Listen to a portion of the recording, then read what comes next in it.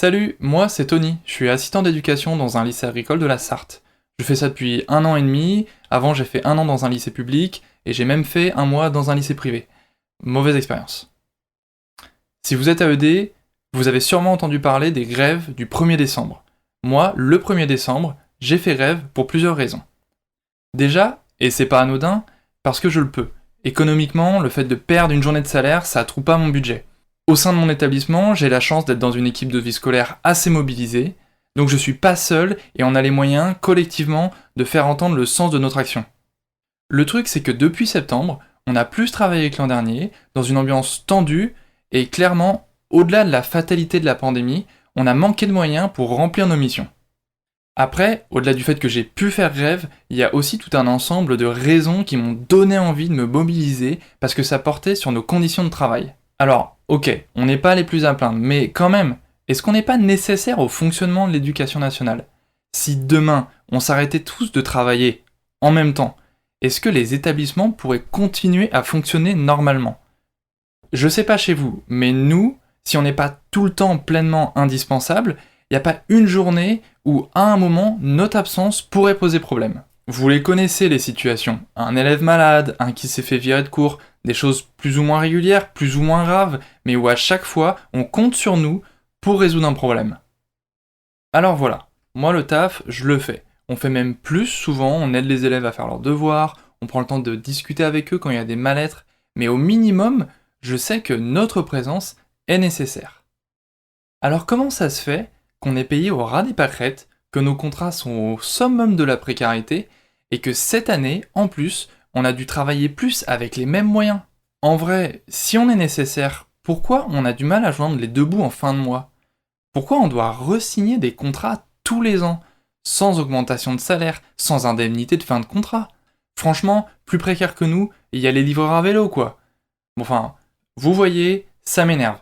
Mais je fais pas cette vidéo pour raconter ma vie, je le fais parce que le 1er décembre, c'était les premiers symptômes d'un mouvement de fond en fait.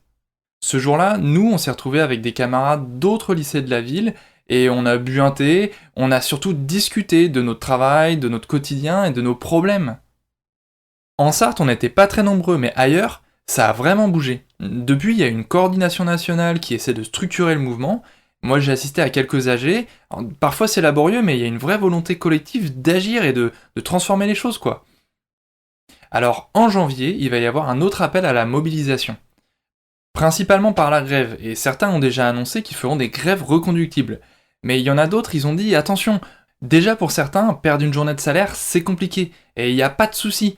En fait, des fois, une journée de salaire, bien placée, coordonnée avec l'ensemble de l'équipe, ça peut faire autant de bruit qu'un seul collègue qui fait grève toute la semaine. Pour d'autres, c'est compliqué parce que faire grève, c'est mal vu. Et là, c'est vrai, c'est dur. D'un côté, si vous êtes dans la balance, prenez pas tous les risques pour faire grève. Il y a d'autres moyens de se mobiliser. Au lieu de perdre une journée de salaire, vous pouvez reverser la même somme à une caisse de grève. Vous pouvez aussi organiser des manifestations en semaine ou en week-end. Vous pouvez simplement porter un brassard. La grève, ça n'est pas le seul moyen de se mobiliser. Après, quand même, si vous pouvez le faire, il faut pas se cacher derrière les alternatives. Le fait de faire grève et de montrer en pratique, par notre absence, que notre présence est une nécessité, ça reste le meilleur moyen de défendre nos conditions de travail. Et même si c'est dur, ayez conscience que oui, la direction va probablement tout faire pour vous empêcher de faire grève. Les directeurs sont des agents du ministère, et leur carrière dépend en partie de leur capacité à contenir les augmentations de budget.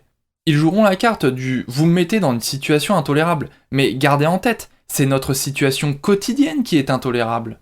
Alors si eux sont mis dans une situation inconfortable pendant quelques jours, ils pourraient aussi se mettre de notre côté pour qu'on obtienne gain de cause rapidement. Il y a les élèves aussi. Eux, c'est plus compliqué, ça dépend de leurs origines sociales. Certains comprendront que nos revendications sont légitimes si on prend le temps de leur expliquer. D'autres seront plus dans le mépris et peut-être que pour eux, juste tant pis.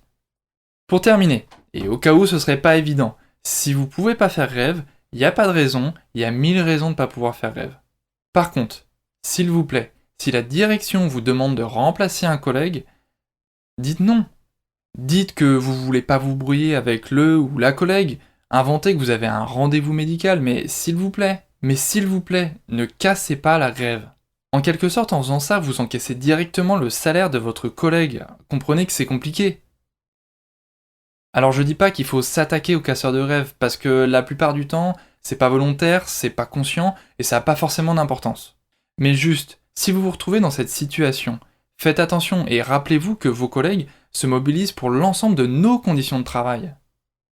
Alors voilà, j'arrive à la fin de cette vidéo, je vous invite à vous renseigner, à contacter les AE de vos départements pour envoyer un mandataire à la coordination nationale. Je ferai rapidement une seconde vidéo pour parler des revendications, mais avant ça, je voulais vraiment parler du fond du sujet. Rappelez-vous, vous avez droit à de meilleures conditions de travail, et n'attendez pas d'être réduit à l'esclavage pour vous en inquiéter. Les grèves de janvier seront peut-être une opportunité historique pour tous et toutes les AED. Saisissons-la.